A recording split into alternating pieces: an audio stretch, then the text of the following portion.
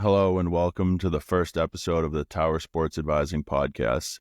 Today's special guest is Coach Tower, none other than my brother, Pee-wee. Coach Tower is the assistant coach and recruiting coordinator at Mitchell College. Thanks for having me. I mean, with it being your first episode, I appreciate that I got the invite to be the number one, as I am the brother. So thanks for having me. All right, let's start with Coach Tower's playing career. Coach Tower played at Franklin Pierce University and Eastern Connecticut State University. At Eastern Connecticut State University, they won the LEC Championship, Regional Championship, Super Regional Championship, and the 2022 Division III World Series. Part of the best team in Eastern Connecticut State history with a 49-3 record, tied the D3 World Series record for hits in a game with 5, World Series All-Tournament team, and World Series MVP. Yeah, for me, Eastern is the bright spot in my career. Started off at Franklin Pierce. I luckily got to join you for 1 year, and it was an awesome year. For the people who don't know, we're 5 years apart, and I committed. I'm the graduating class in high school of 2017, and luckily injuries occurred where I got to play with him for a year. Started out my career at Franklin Pierce 2017 to 2021, where I graduated with a bachelor's degree in sports management. Luckily, due to me getting hurt in redshirting my freshman year and COVID hitting my junior year, I actually got 2 extra years of eligibility, where I used one of them at Eastern Connecticut State, where I studied to get my graduate degree in organizational management. So for me, the recruiting process was interesting. I had a lot of schools reach out, but I think I kind of made my mind up clearly that I wanted to go to school with my brother, and I think it worked out pretty well. And then for when it came to the graduate portion side of things, I actually got in contact to go to Eastern Connecticut because of one of my former teammates, one of my really close friends. He put me in contact with our head coach, who was Coach Ham at the time, who was now the head coach at Yale, and Coach Wojcik, who also was an Eastern alum, coached our Eastern team as the assistant and pitching coach, and he followed him to Yale as well. I got in contact with both of those guys, sat down, had some good conversations. Again, this was COVID, so none of this was face-to-face. This was all virtual, just kind of like what we're doing right now. A couple phone calls, a couple text messages. I actually went on campus when there was no one there, mom and dad, and we kind of did our own little campus tour because there was no campus tours at the time. So I got in contact with Coach Ham pretty early, and we talked about some things, and they were losing a key piece in their infield. Holden White graduated. He is the assistant coach at Brown currently, and he was starting his coaching career, didn't want to play anymore. So there was an opportunity for an infield spot, and Coach Ham gladly gave that offer to me, and I accepted it, and kind of the rest is history. As you alluded to, 2022 national champions. They came off the season the year before, top 10 in the country, after regional, lost 2 games. A lot of the guys that I talked to that I got to meet, my fabulous teammates, they kind of sat down after the 2021 season and was like, hey, do we use our 5th years, use our COVID years? D3 got those extra years in 2020 as well as 2021 compared to the D2, D1s. And a lot of the guys came together and decided that let's give it one more shot. And Coach Ham did a good job bringing in some key pieces. Myself, my roommate, Jack Wallace, who could have been all tournament team. He wasn't, though. Through 8 no-hit innings in the World Series, Tommy Benincasa, who was the UConn bullpen catcher, he became one of our guys down the stretch as one of our main starters and relievers as well. So I think Coach Ham did a good job navigating the aspect of COVID and using those extra years for guys. Let's start talking about your coaching career. I mean, you started out at Yale in 2022 as the director of baseball operations, then transitioned in 23 to the Mitchell job, assistant coach and recruiting coordinator. Your first season as the assistant coach and recruiting coordinator, you guys were GNAC champions, regional appearance. You coached the GNAC Rookie of the Year, 2 first-teamers, 4 second-teamers, and then 2 third-teamers, and also 2 all-rookie team. Yeah, so I'll start with Yale. As I alluded to before, Coach Ham actually, after we won the national title, took the Yale job. We were super happy for him. All the guys were all excited. Coach Wojcik followed him as well. So those 2 guys go from Eastern to Yale. I think it's pretty cool to see a couple D3 guys. Coach Ham played at Middlebury, was head coach at Amherst before getting the Eastern job. Coach Woj, played at Eastern alum, made 2 World Series himself, coached at Wesleyan for, I believe, 4 to 5 years. And then when Coach Ham got the job, he teamed up and they came to Eastern together. And it was actually funny. So the story of how I got to Yale was we had our ring ceremony around late October, right before Halloween. And their initial director of baseball ops, Coach Carlson, who was a coach at Eastern as well, who coached me, he got the head assistant job at Hamilton College in the NESCAC. And that opened up a door. And I remember we were sitting at just a local restaurant. Coach Ham took us out, all the seniors, all the grad students, and Coach Woj was like, "Hey, what are you doing?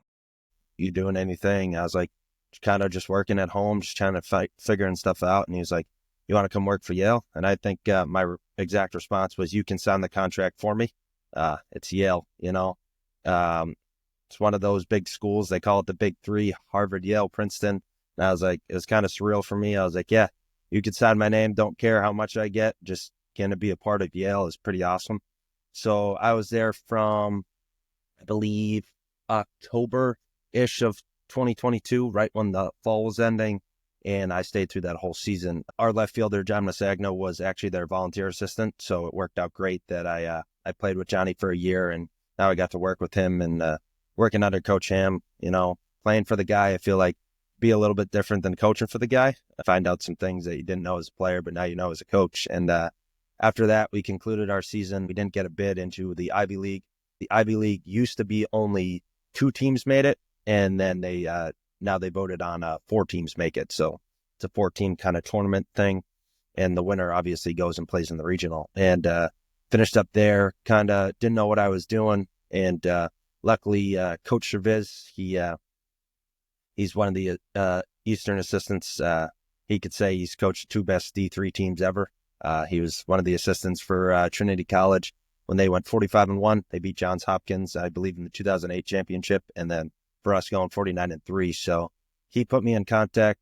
Coach Trav Beausoleil, he took the AD job at Avery Point, which is located in Connecticut. Coach Sean Gilblair, I would say Eastern's probably best player of all time, 2-time D3 player of the year. He became the pitching coach at Eastern in 2023, and when the job opened up in the fall of 2023, I got in contact with him, and we sat down and described what we wanted, and it worked out great. And for us, I love being there. It's a long drive every single day. A lot of our coaches drive pretty far drives, but all of us are dedicated, and I made the right choice going to Mitchell. And as you listed, we had a great year last year. We were 2-0. Going into Sunday, and we got 2 bounced, and Salisbury, good team. They've been to 3 or 4 straight World Series, and we beat them once. So I was very familiar with Coach Brohan and his offensive approach and his defensive approach, and team who's made the World Series 4 years in a row. They just got the best of us. That's baseball, and we're better for it. We always talk about adversity and just building off of things. Right now, we start up, I believe, 2 days we play Kane University, 2012 national champions. We open up with them down in New Jersey, and we talk about adversity. We bring up all the time about how we couldn't get over the hump. It doesn't affect us. We just use it. We use it as adversity and how we can build better.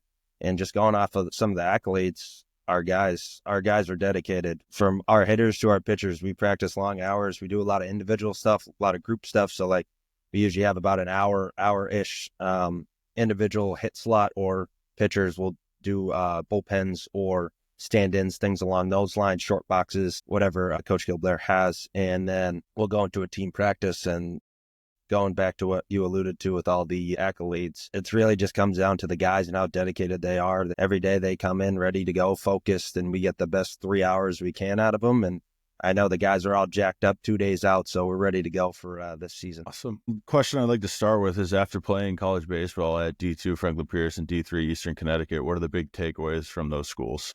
So Franklin Pierce, if I say Pierce, I mean Franklin Pierce. Coach King did a heck of a job. He's now the hitting coach and assistant recruiting coordinator for Vanderbilt University. For all those guys who know Coach Corbin, he does a heck of a job there. Won numerous national titles. So for a guy to be a D2 head coach to being a main assistant on one of the best teams for the last 20 years, you would say, pretty impressive. So I actually got in contact with him. That's how I started my recruiting process. And then he ended up taking the job at Army. Coach Chambers took over, and we had some pretty good seasons. Freshman year, I was hurt, but made a regional. Sophomore year, we won the conference championship. Junior year, obviously COVID. And then senior year, we made a regional. So for us, D2 for Pierce is like, it's kind of those things. It's like, it's one of those teams. So like every year you look in top 25 teams, if you're looking, Franklin Pierce is probably in that niche. If they're not, they're about 30 to 35. So like going in there, when I know I had to compete from the start because they're bringing in guys all over, bringing in dudes that are trying to take jobs right away. And I'm just a small freshman who's kind of a small fish in a big pond. And I just have to get used to things like that. But it was a lot, as I said. It's a team that's always good. I know 2 years prior to me committing there, I went 48-2, number one team in the country. Like, you know what you're buying into when you get to that program. And if you ever get a chance, for all the people that are listening, if you get a chance to go up there, it's going to be cold, but it's a beautiful field, and you'll have some good baseball. So going from there, I think it helped me a lot going to Eastern because of how much history Eastern has. I'd like to say I'm a part of Eastern history because Eastern has 5 national titles, second to only Marietta College, which was located in Ohio. And it sounds like there's a lot of shoes to fill. You had 4, be a part of the 5th. And a lot of people can get drawn up in that type of stuff. And like, hey, if we don't win a national title, is it a failure? Or we didn't win the conference. Franklin Pierce plays in the Eastern Connecticut plays in the LEC. And you would think every single year that they're contending for the conference. The conference should be easy. They're looking to go to regionals, and after regionals, they're looking to go to super. And kind of if they don't make a World Series, it's kind of a failed season. So for us, I know there was some added pressure playing for Pierce and with a new coach and a whole 9 yards. But getting to Eastern, I think it made my transition a lot easier as I could help the guys out who just went 0-2 in a regional year before and help them understand that we don't need to add added pressure to things that kind of don't matter because they're not in our control.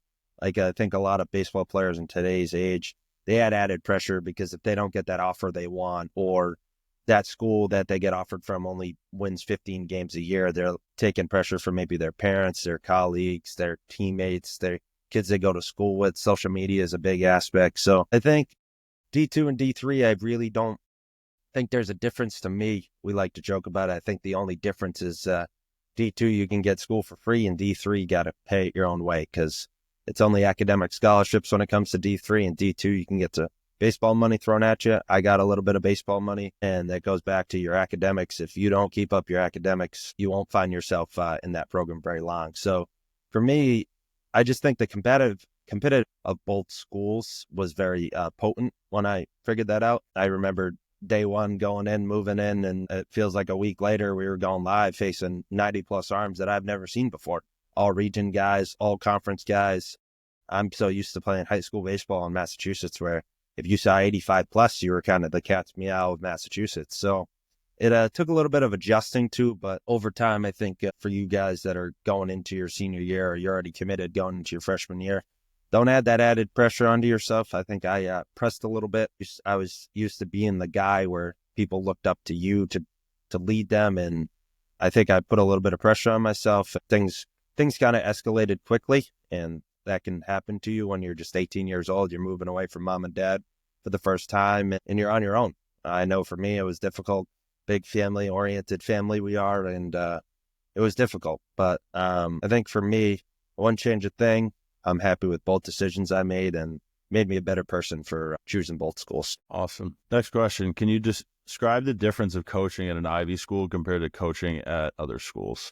So that's the cool part is I've got the aspect of all 3 divisions. So I can't talk on JUCO or NAIA. I haven't experienced that yet. So for Ivy Leagues, I had to learn quickly the rules. I didn't really know the rules. And going back to Coach Ham, I think Coach Ham had to learn the rules quickly as well. A little bit quicker for him as he's the head guy. He's the head honcho. The one thing that kind of interests me the most is I remember sitting in Coach Ham's office one day and Coach Woj walked in talking about some recruits they were bringing in. And I was like, yeah, they sound awesome.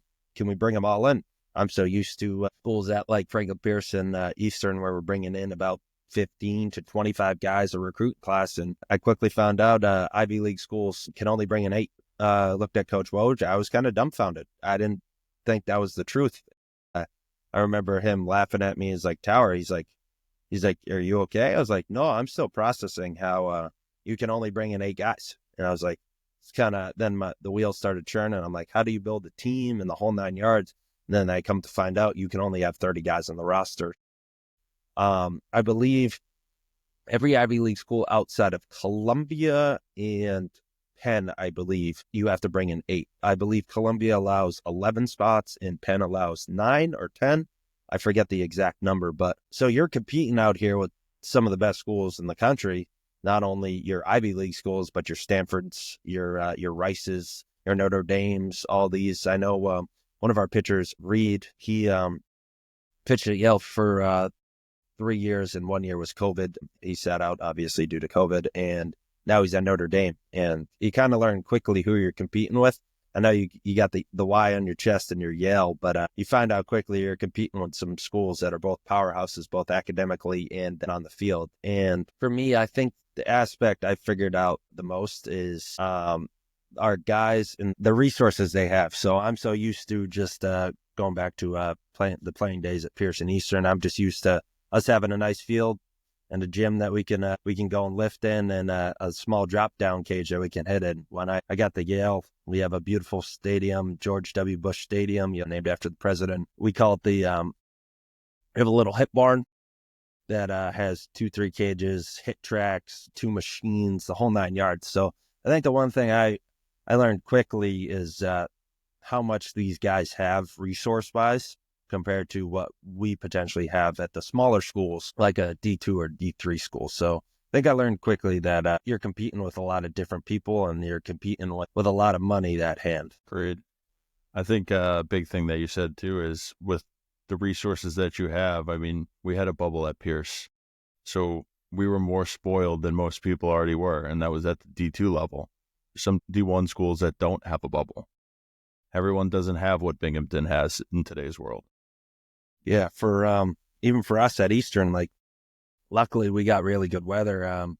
I know they have a dirt field. They have one of the best stadiums in the country, I personally think, but they got a dirt field. They'll be practicing in the gym, and they open up in a week or two with us. So like that's the thing is Mitchell, going back to Mitchell real quick, like we have a turf field. We got the luxury of if it's a beautiful day out, it's above 32 degrees, we can go out there, get work in, and then go hit in the gym if we want to, or throw pens in the gym just to make sure guys don't get hurt and stuff like that. But some schools don't even have a field they can use or a gym they can use. They're using a small drop-down cage. I know for us right now at Mitchell, we're using a small drop-down cage and using the best we can. We got a 6-year-old hack attack, hoping when the ball goes straight or it goes over the plate. So like for when I got to Yale, it was kind of like a surreal moment to see all the stuff that they do have. Seeing the hit tracks, you only really ever see it at like programs, like AU programs and stuff that have the money and spend it. To have it at a college, I think it would have changed some things for sure. I would have tried to hit the ball a little bit harder. Luckily I stayed away from it because we didn't have it, and we did what we did. Yeah, it's crazy the stuff that some people have. You see on social media all the time, like people get new hit barns, or they're getting, I know when we practice at Stanford, at Sunken Diamond Stadium, Coach Ham actually is good friends with the head coach at Stanford. So when we got rained out in California, we got like a personal tour of their field and all their athletic buildings. They were actually hosting the D1 women's round of 64. So we actually got to watch some players play and stuff like that. And we got to play in their gym and all that stuff. And then we're going out to their field, and they got like 6 cages just in left field. They have 6 mini hacks, 6 big hacks. We're on like a box, and then the mini hacks on the ground working sliders. And then you go to their bullpen. They have the luxury of one mound is dirt, one mound's turf. So what they do is based on the day on where they're playing. If it's a turf mound or a dirt mound, that's where they throw pens. So it's crazy to see what some teams can do with so little, and what some teams get to do with so much. Awesome. So the next transition would be, I want to talk a little bit about New England baseball. I mean, we both grew up in New England. It's a little bit different for us up in New England with the crazy weather we get, and each year not knowing what we're going to get. Yep. So I'd like to talk about that. I'd like to say how it's grown into a major hub for a lot of D1, D2, and D3 teams. With that being said, do you think athletes are more mentally tough after dealing with cold weather to start their seasons. I mean, most D1, D2, D3 are practicing in 20, 30-degree weather the entire preseason before even touching a field heading south. Yeah. The days at Pierce, it gets cold quick off of Pearly. So you're practicing in weather that it feels like you're climbing the Arctic mountain. Like that's how cold it is out there some days. And you gotta lock in, like I said earlier, like you're facing dudes 90 plus and like you're worrying about things that might affect your at bat or might affect you fielding a ground ball, throwing a strike, stuff like that. So like you gotta have utmost focus when it comes to practicing in the cold, because you think about it for 2 seconds, you're standing still. You're like, I'm cold. This is bad. Like, I don't want to be out here anymore. So going back to talking about making it tougher, I for sure, when we go to Florida, Pierce, we went to Myrtle and Cary. Cary is a little bit colder due to the rain, but going to Myrtle, it's like a cupcake. It's freedom. It's like, oh, it's 75. The sun's out. This is awesome. We're so used to practicing in 28 degrees weather, hoping we're getting outside before we kick off. And when we were at Eastern, like we went to Florida, so it was a little bit different. We had nice 80-degree weather, but we're practicing and then we go play for a week and we come back and it's 28 degrees out. You're hoping to get games in due to the 32-degree weather situation, the NCAA rules and stuff like that. But for sure, it makes guys tougher. I know we try to practice as best as we can outside. Like if we can get outside, we will get outside. And I think for D1, D3 teams, it depends. Like you said, we were lucky to have a bubble. So if it did get cold, we just went inside and we took our ground balls. We hit, we did live, all that stuff. But some schools don't have the luxury of that. So they just got to tough it out and practice in those cold, rigid degrees. And just, man, it's a grind. I know we open up this week, but D3 baseball as a whole in New England opens up next couple weeks. And you'll be playing games high 30 degrees with 10-mile-an-hour wind chills. And guys, I know pitchers get upset when their velo drops and stuff like that. I know some guys we have that are 88 plus, they might be sitting 85, 86 because it's cold out. And they just gotta tough through it. I know we always talk about adversity. So like when guys might complain it's cold out, we'll bring them up and be like, guys, you want to be in the gym? And all of them will say no. They're like, Coach, it's so awesome to be out here. We always talk about how grateful you are that you have a turf field that we shovel or gets plowed and we are out there. And some teams don't even get out there before the season starts. They're in a gym. They're going live with the white walls. You're hoping and praying you hit the ball. And when you get out there and you just throw the balls out there and hope it sticks. And I think that's the tough competition when you open up and you come back for conference play. A lot of teams go to Florida. Some go out to California. But when you come back, you play in those 75-degree weathers, and then you come back and you got to start conference play. And those games mean something. If you don't win those conference games and you can't make your conference tournament, a lot of teams in D3 and D2, even D1, like a lot of the schools in the Northeast, they ain't getting many at-larges. I know for D3, it's kind of your typical teams of like Endicott, Salve, Eastern, Wheaton, schools like that have a shot at getting an at-large, but smaller schools that have to win their conference, if they don't win their conference and they lose those games early, that can affect them in the long term. So playing in the cold is just something guys kind of deal with. But I think it's a running joke of you go down south, it's a whole lot easier to play because it's 75 and sunny. But those teams down there, man, they're good and they'll bring it to you at any point in time. So you can't let up. But the weather could be used as a benefactor too. You enjoy it, you embrace it, you embrace the cold. I know when I played at Eastern, Coach Ham, whenever it would rain, we'd call it Elements Day. He goes, embrace the elements. It's raining. You're gonna have to deal with it. It is what it is. You're not gonna melt, hopefully not.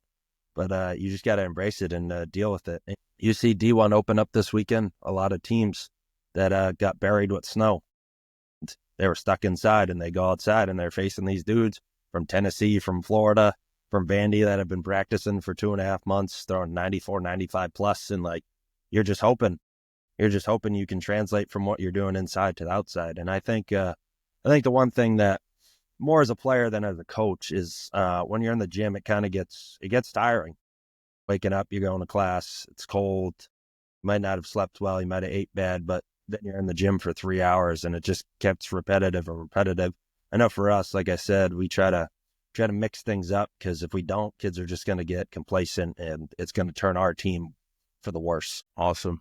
Let's start getting into the recruiting topic. What are you looking for in a recruit when you're going to see them play an event? You can separate into pitchers or hitters. Is there something that stands out specifically for you about both? Yeah, for pitchers, I'm not our pitching guy. I'm our hitting coach, but our head coach is the pitching guy. And I know for when I bring a guy that I go and see or I see at a camp or something like that at a game, the things I look for is guys who attack the zone, who have tempo. And if the umpire might be not giving that pitch out or that pitch low or that pitch up, they don't complain. They don't throw their hands up. They kind of just go, all right, let's make an adjustment. I know Coach Gilbert talks about all the time about keeping your emotions under control because you can let the game can eat you up real quick. So when I go and watch people pitch, what I look for, like I said, is just guys who attack the zone. We don't care how hard you throw a ball for. We care about how many strikes you throw and giving us an opportunity to keep the guys in it. Because I know as an former infielder, the guys just walk in the house. It gets boring real quick. So if you don't attack the zone and you don't have that charismatic ability to just go after guys and just do it, we kind of shy away from guys like that. I will say from the pitching aspect, a little bit more from the hitting, we do look for the upside type of things, your guys that are bigger, but it doesn't mean that we won't recruit that kid who's 5'9", who's 82, 83 compared to the guy who's 6 foot, 79 to 80. I think a lot of people get drawn up into the height weight conversation, and they think if they're not this big and they don't throw this hard and they don't do that, they won't play. And this is what I'll say for the pitchers. Just find your niche. If you're a ground ball guy, awesome. Be the best ground ball guy you can. If you're a big punch out guy because you can throw high velo at the top of the zone and throw a breaker off of it, be that guy. For me, just be who you are. Don't try to be something you're not. And for the guys who are listening, when a college coach comes and watch you plays, don't try to be something you're not, because then it just rifles down into the coach just won't watch it. We want guys, for us, we want good dudes who on and off the field, they respect the game, they respect everything, they respect the classroom, respect their parents, respect us. They don't shy away from competition. I think going into a little bit of the hitters, we started off a little bit slow hitting in the first live, but told the guys stick with it. Don't shy away from competition. We got some good dudes and just go with it. And I think for hitters, when it comes to the recruiting side of things, I look for totally different things. We have one kid kid's a speed demon. You walk him, he gets on first base, he steals second, steals third. So I'd say for hitters, just know what you're good at and know what you're bad at. Don't try to do too much, like I said, with pitchers. But for hitters, what I look for is guys who battle. Say you go down 0-2. And kid throws a good breaking ball, you foul it off, get to 1-2, get to 2-2, then you fly out. Cool. That's fine. A lot of the time, I don't really care about your result. You hit a ball hard, you get a ground out, awesome. Hit a ball hard. People, I think, get too tied up in what they do, and they think coaches won't recruit them based on, I went 0 for 4 with 4 punch-outs, but you could have went 0 for 4 with 4 punch-outs. There were 9 pitch at-bats, or you were battling against a guy who was a D1 commit. Things like that, going back to what we talk about as a team, we're not result-driven, we're process-driven. We don't care if you punch out in the first inning. When you come up in that third inning, you better be ready. We don't care about what happened that previous pitch, the inning before, the out before, anything like that. We're always moving ahead. And I think that's good for pitchers and hitters who put so much pressure on themselves because they're going to get that D1 scholarship. I know when I played, it was D1 or bust type mentality, but I chose a D2 school and I was happy with it. So when you guys don't get that offer, don't get so upset. Just when coaches come to talk to you, I say one thing for me is shake their hand, look them right in the eye, firm handshake, and say thank you for coming to watch me play, and be grateful that they were there. And the last thing I'll say for that is pitchers and hitters, we're open to both. We have some 2-ways right now that are doing both, and you don't have to choose one or the other. Kind of when you get to school, it will make that choice for you. If you're an upper 80s arm, it's pretty easy. We're just going to translate you into a pitcher. If you're a better hitter than you are a pitcher, we'll just let you hit. So I would say just when it comes to who we're looking for, we're just looking for good dudes who take care of their stuff on and off the field, but also they're uber competitive in everything they do. Awesome. Big question I get from parents a lot are, do you guys get more recruits from a showcase camp or events like a prospect select, like the Boston Open or perfect game events? That's a great question. So for us, we just had our first camp. I believe it was in June of this past year. I think we recruited 4 or 5 guys from it. So I think for us, camps are important, but we got 4 coaches that are out there every single day going to different camps and going to different things. I would say one or the other. Don't think that one benefits you going to a camp or going to a prospect select. I think it really comes down to, did you get in contact with the coach? Is the coach available to watch you play? Did you do a good enough job making sure that coach knew who you were? And I think for me, I get a ton of emails, and I think it's really hard to keep track. When guys, I love when guys shoot me a text. This is mostly for pitchers. Hey, coach, I'm playing at the Northborough Complex, Field 2, 7 o'clock. We're playing this team, yada, yada, yada. And I like the guys that go out and say they're doing this, this, and this, because we have a tough job. We're everywhere. When the season ends, that being you winning the national title or you losing in the conference tournament or you not making the conference tournament, we're recruiting all the time. So for us, it really just depends on your ability to keep up and give us the best access to get to watch you play. And I do camps all the time. I love camps. Southern Connecticut holds an awesome camp. It's usually 14 to 16 teams. Ton of coaches are there. You get a ton of exposure. I will say college camps are a little bit different than tournaments because usually the school that's running the camp will release what coaches will be there. So for you, if you're looking to go to the Easterns or you're looking to go to a Bridgewater State and hey, they're at this camp, you go to that camp. If you're interested in the school, the best way to go is go where they are, contact where they are, get in contact with them, send them text message, daily updates, stuff like that. And it's really just, I would say it's on the player more than it is on the coach because it allows the player to navigate his own recruiting process. I always tell the guys, when we did a showcase, this was at Salve Regina, we had to talk to teams after the event and it was awesome. It was like an open dialogue, kind of like this, where they got to ask those hard-hitting questions. And I always say you control your recruiting process. Don't let anybody else influence your process. So like I said, if it's that Eastern school you want to go to or that Bridgewater State, go where they are and get in front of them. And the best thing to do is, I would say with those camps, is it's the direct correlation of that school will be there. Like the prospect select or a perfect game, you don't know. There might be another tournament or they may have a prospect camp. So they might not be able to make it, but when they're at that camp and they're 100% locked in for that camp, they're going to be there. So if there's a school that you're really, really interested in, go to those camps or go to those team camps that they're at and ball out and do your thing. And if you don't get that offer, you don't get that offer. Awesome. There's always another school for you, but just keep balling out and just keep getting on their radar. I love the guys I had one kid ended up committing to us last year. He sent me weekly updates on when he was throwing, how he was doing, all the stuff. And it was from the good, from the bad. He sent me a start. It was like 2.2 innings, 6 hits, 5 runs. And then he threw a shutout the next game. And he updated me every single time. And we got him on campus. And he was open to everything. And we got him, like I said, got him on campus and he committed. Kind of just quickly, just going back to what you said, it's up to you if you think those camps are worth it or if those events are worth it. But it depends on whose eyes you want to get in front of and whose radar you want to get in front of. I think the recruiting process in general now has become a lot more open to the eye. I think Twitter has a big play in a lot of it. I mean, Some coaches that I talk to use it and some don't. I had a kid last summer that would post a video every couple times a week, and he had schools that he never thought would reach out to him. You never know, especially with social media nowadays, you never know who's going to reach out to you. You never know who's going to see that video. Somewhere that you thought you had no chance of playing, you might end up at because someone saw your video and they liked one of the 5 aspects that you did.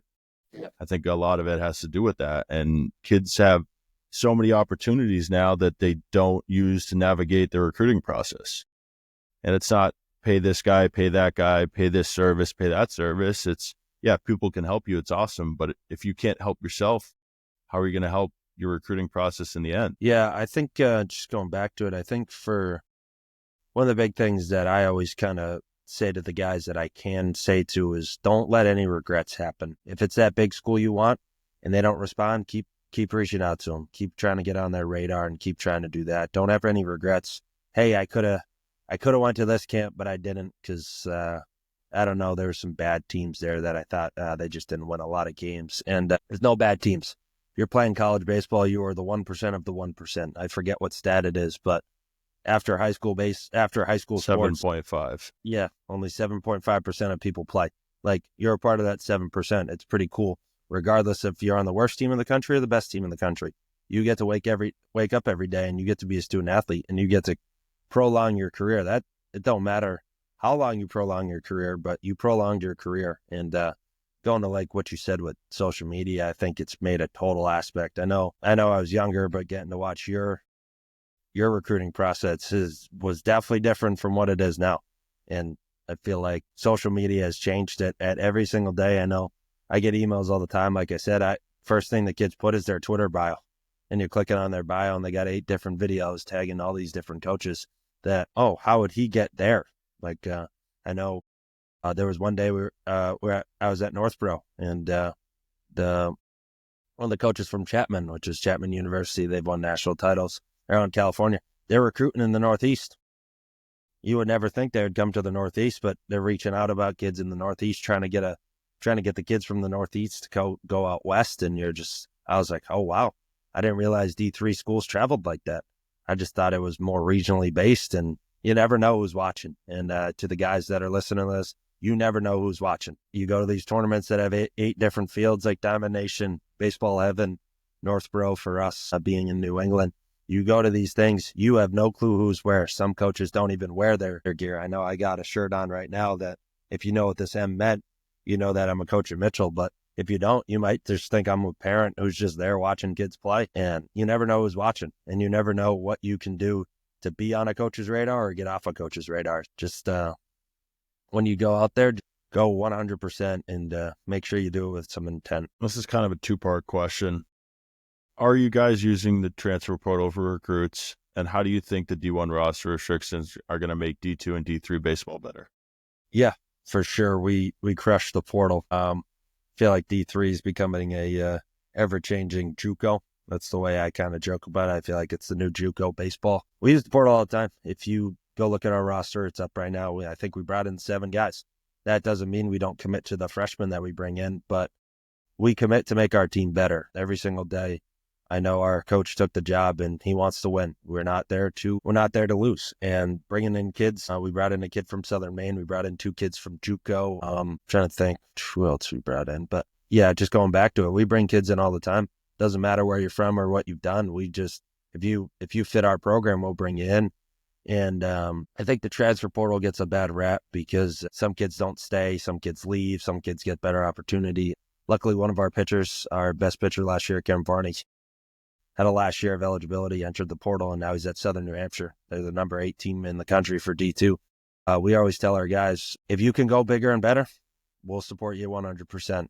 We don't, he tried to find a way to come back for another year. Us being a college, we don't have grad school, so he finally had to leave after 6 years. He tried it like hell to get back for 7, but we always tell the guys, like, if you have a better opportunity, you enter the portal, we'll support you 100%. If we need to make those phone calls to those D1s, those high-level D2s, we absolutely will. I know I talked to a few head coaches, a few pitching coaches. He's a pitcher. We talked about how he could translate and help them as a winning team.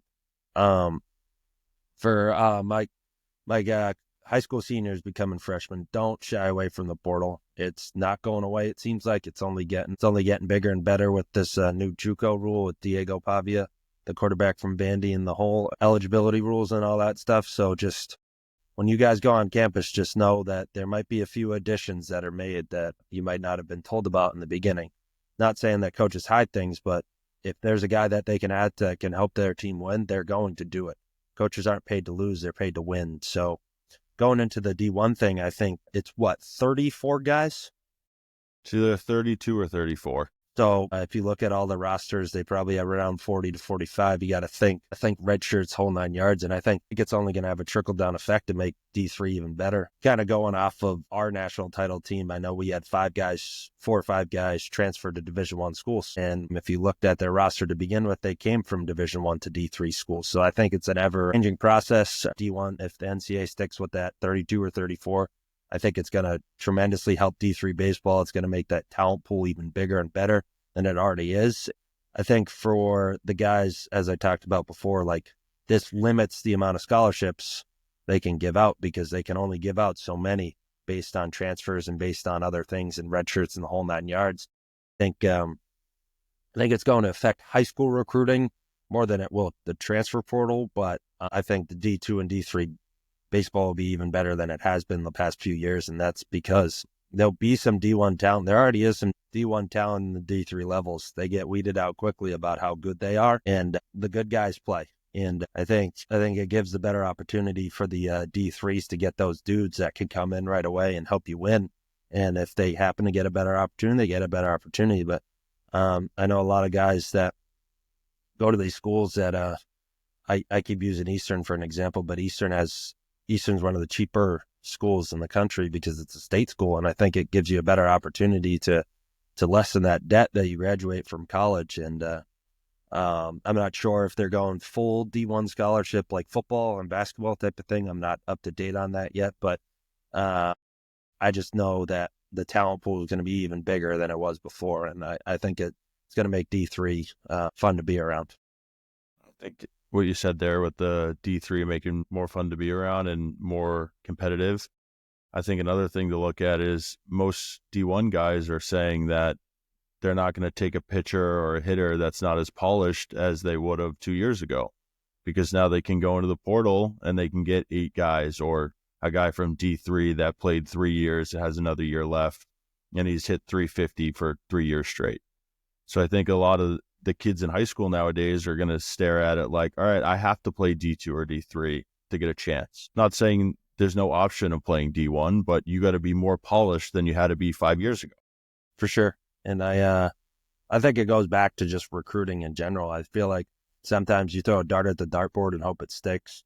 That's just sometimes our recruiting is. But I think it changes the game in high school, because those guys that you might get recruited, hey, preferred walk-on, you got a couple $1,000 invested to you. I know in D2, you could give you $500 or $1 or however it works. But sometimes you take a chance on that guy. But now some schools probably won't take that chance on him, and you end up going to play D3 baseball. And I think it's better for you that you could go play D3 baseball and show your talents earlier than maybe sitting on the bench at a D1. I think it goes back to like what I said. If it all depends on what you want.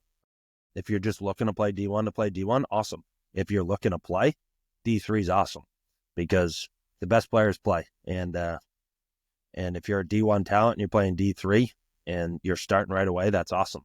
Yeah, D3, I know you play D3, you can only play 40 games in the regular season, and you got a couple conference games if you hope to make the conference tournament. Playing 40 games out of 40 games is pretty awesome. I know for me, I got hurt a few times, so like I didn't get to play as many games as I could, but when I got to Eastern, I played 47 out of 52, and playing's a whole lot better than sitting on the bench. So for the people who are out there who are weighing their options, ask those hard-hitting questions. Hey, coach, where do you see me? Am I going to be a guy who plays? If he says, maybe you're not going to play until your junior year, D3 is an awesome option to go play right away. Play with your friends. I know 2 of my best friends were at Eastern, and I got to play with them, and it was an awesome time. I know I got to say I won the national title, but playing with your best friends is pretty awesome. And I think I keep going back to just playing. I think people get caught up in the D1 mindset, and they just, hey, I'd rather be D1 than play. For me, it was, I want to play. I don't want to be a cheerleader. I don't want to sit on the bench. I know we tell our guys, don't accept your role, embrace it. So it means you might have a role where you're a bench player early on, but game 20, you're the starting second baseman. You have no idea. And I just know playing's a whole lot better than sitting on the bench. At least from my experience, it is. I want to move into a little bit of talk about development. Are you guys at Mitchell open to recruits about development that needs to be put in before arriving to campus? And then do you guys also kind of talk them into like the development that you want them to have their freshman year? Meaning do you think, hey, you're going to be a starter when you come in here, and this is where we need to get you to? Or, hey, you're a guy that's going to get an opportunity maybe in a year or two, or even right away. We don't know. But the development is missing in certain aspects of the game, and how do we get there? So we are super transparent when it comes to the recruiting process. One thing I'll say, we don't guarantee spots. Spots are won every single day. They're lost every single day. We say it to our guys. We did some infield stuff. We made a couple errors the other day, and our head coach let it be known that spots can be lost in a second. They can be earned in a second. So talking about development, we developed the heck out of our guys. One of our pitchers, he came in, he's a lefty pitcher from New Hampshire, stands about 6'2", 6'3", 180. And He was 79 to 81 when we got him. He's up to upper eights right now. And we crush development. That's what we're here for. We invest a lot of time into our guys. You come to Mitchell, we invest every single second we have into our guys, whether that be in the classroom, on the field, just being a better person. What we always talk about is we don't care what you do on the field. We don't care if you get us wins. We're not here. We're not a transactional program. We're not here. Hey, you come and play for 4 years, you get me X amount of wins. We're transformational. It's how can we get you to be a better person on and off the field. We always talk about being a good dad, a good husband, just a good role model, a good person. We develop people more than just baseball. And I think that's something that we do that I might not have had, that sometimes, when you get locked up into those good programs, it's let's win, win, win, win, win. And I think for us, we always talk about, we don't care how many games we win a year. As long as our players are getting better and we're getting better as a team and individually we're going to the, we're trending upwards and we're going in the right direction, I think it's good for us. So like I said, we're very open. Like us sitting down right now when we do our recruiting, we have the guys, the recruits sit in with their parents. If they don't want to have their parents sit in, they don't have to. If they want to bring their parents, awesome. We have them sit in, talk to our head coach, talk to me, do a tour with the guys, and we lay it out all on the line. We don't want people coming in hesitant about their decision or, you didn't tell me about this, you didn't tell me about that. So we're very transparent and very open when it comes to where we see kids. So we talk about kids all the time. You might say, hey, you're not ready. You're not ready right now. You need to, A, get your body better, or B, get your mindset better, or B, just get overall better. And we're very transparent, and it's good for our guys. We always talk about being open. We always talk about, we don't want the victim mentality. We always say we like kids who can be coached hard, and and that's through development, through adversity. And we talk about it all the time. Like we were doing bullpens today, and one kid kept hitting the practice dummy, and he was getting real frustrated with himself. We're like, dude, it don't matter right now. We're not we're not result driven. We're process driven. So we always talk about development, because one of our sayings is we don't care how you are day one, as long as how long, wherever you graduate, if you're a better person, we did our job. And the development of your freshman year, it's vitally important. I know for me, I got hurt my freshman year. I was out for 6 to 8 months. I was in a brace and there was not much I could do. At least I thought. Until now, I learned that there was a lot more I could do that I didn't do. I could be a great teammate. I can show up. I can put in the work. I can be a great student. I could be all that. But I think going into the injured guys more, I think with the rise of Tommy John, I see a lot of kids come in and they have elbow problems and they're out for the year and they kind of just sit around and hang out and just hope everything gets better. We always say it's how much you take on and how much ownership you take to be a better person. We can only give you so much. And if you don't want to use the stuff we do, that's on you. And we push our guys all the time to be better in every aspect of life. And the freshman year is your start. You only get one freshman year. Sometimes you get redshirt freshman year, but you only get one freshman year and you got to make the most of it. Because we talking about our rookie there, Mike Ficcicelli, the kid had 6380 as a freshman. You might think, hey, 360 with 8 homers is a bad season for him, but he's developed as both on the field and off the field. And we always talk about, we don't really care about your stats, and he's gotten better in every aspect. And we have some guys that got hurt that have done a lot of stuff that are going to help us this year in their second year and their redshirt freshmen. But there's some guys that might get hurt or might not play, and the buy-in just isn't there, and they kind of just let it go by the wayside.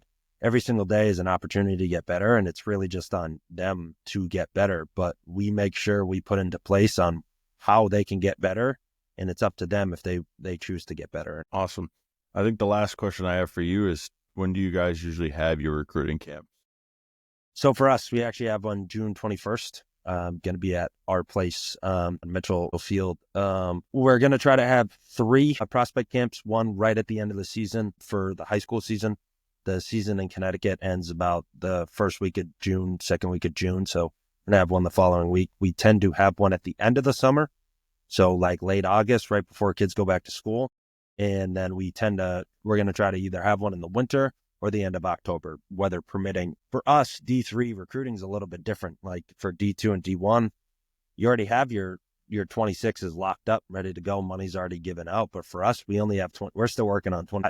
So I think having those camps like the June 21st one we're having, we could still have some late 25s that didn't get any love that can come out and ball out, and we could snatch them up right before the fall season starts. And then for the end of the summer stuff is usually for those guys. For right now, it'd be the 26s that are just starting that recruiting process that might not have gotten that love D1, D2 when it comes to the money aspect, and they're looking to play D3 ball, and we can kind of start that recruiting process. And then in the fall, usually it's kind of a mix of both. We're open to anyone who's in high school, so that would be a freshman, so that'd be 2028, I believe right now. We're open to them coming as well. It's never bad to get on someone's radar. So for us, we do those camps, and me personally, I go to camps all the time, prospect camp, team camps. Our other coaches do the same. So we will probably have three prospect camps through us, but we'll also be at a ton of prospect camps and a ton of team camps throughout New England. And sometimes we go down in the Mid-Atlantic area. And I think the last thing I'll say for that is, if you're interested in our school or another school, go. A lot of people get tied up in, I'm paying all this money to go to these camps. Go to these camps. Get in front of these people. Try to make a difference to get that recruiting process a little bit over the hump. I think a big thing with what you just said is a lot of times I'll have conversations with kids and they're like, I've never actually gone to a school showcase. I've only been in that team aspect setting. And I'm like, you don't understand how much different it's a solo setting is compared to that. I'm with my team. I'm with my best friends. I'm with the summer ball program, and I'm in front of a school. Well, that's great. You might be a totally different person as a solo, and you might stand out a lot more if you're going to that school's team camp and saying, hey, this is how I play. Now come watch me in a game setting and see what you like about me. Yeah, I know for me personally, like we all played high school baseball. I know our head coach likes to play small ball and he likes to score some runs. That might not be your expertise. You might be a guy who can go gap to gap and steal a lot of runs, or you're a guy who likes to be fastball heavy compared to being called slider heavy. It's good to get away from your friends and everything like that. Like I said, it's your process, not their process. So like, if you have the opportunity to go out and ball out in front of someone, go do it. It'll help you grow as a person, baseball wise, but also grow as a person off the field as well, because mom and dad can't be there to hold your hand every single day. And your best friends are your best friends. I know I talk to my best friends all the time, but when it's go time in baseball, like I say to our guys all the time, like, we're best friends. Like, everyone on this team, I would die for them. But at the end of the day, you got to be competitive in your own right. Like, there's spots to be won and there's spots to be lost. And I think that's happened in the recruiting process, as you could lose or win a spot based on so many different variables that you might not know about. Like, I covered some, but like, there's so many other variables. And if you don't get in front of people's eyes, how are they going to know you? Like, I know some kids that send me video on Twitter and I'm like, this is awesome, but it's a Twitter video. How do I know how you play catch, or how you attack stretch, or how you attack on the field? Do you run it on and off the field? Do you throw up your hands when an umpire calls a bad pitch that might have been a strike, might not have been a strike? I don't know those things in an 8-second clip. So there's so many more aspects to it when you get to a camp and you get to meet the coaches one-on-one. I know for our camps, what we tried to do is I end up making the lineups, but we'll have 3 teams, and team 1 and team 2 will face off for game 1. Team 3 is doing a visit with a couple kids on our team. So they're getting a whole tour of the school, the whole 9 yards. They're asking those questions. So it's so many encompassing things. You're meeting coaches that might not be one of your coaches. I know our coaches are always on campus. So you might be meeting the girls lacrosse coach, or the men's basketball coach, or the softball coach. You're meeting so many people that could have so many impacts on what your decision makes. And I think there's so many things that go into it that, like you said, with summer ball, like, kids are different when they're around their friends. I know me and you, we're really close, and I'm a different person when I'm hanging out with you than I might be hanging out in like the coaching setting. There's so many different variables that, like, you might not know about yourself. You might be that independent go-getter when you're on your own, but when you're a teammate on your team, you're just a quiet, reserved person. You don't know that until you go on an adventure. And that's why I love these camps, because you get to meet so many kids that make an impact, and they stick with you. I know one kid that I was recruiting personally, I saw him at a few events, and he's like, "Oh, coach, I get to see you again." He goes, "This is awesome." There's so many different things that can stick in coaches' minds, but at the end of the day, if you don't get in front of them, how do they know who you are? A lot of what you just said too is just be a good person. I think in today's world, a lot of these kids are just, they're taught the things we were taught as kids, but it's like, you should be the first one to say thank you to the coach. You should, after each showcase, just to say each coach, hey, thank you. Thank you for giving me your time today. And it will go a long way in the process of like, all right, this kid cares. I think a lot of coaches look at it now, especially today, because those kids are hard to find, of like, this kid cares. But yeah, he doesn't just care about the baseball. He cares about the academics. I think a lot of it, like I joke with the young kids I coach, I'm like, go hold the door for the old lady. Like back in the day, you did that, or you weren't told to do that. Yep.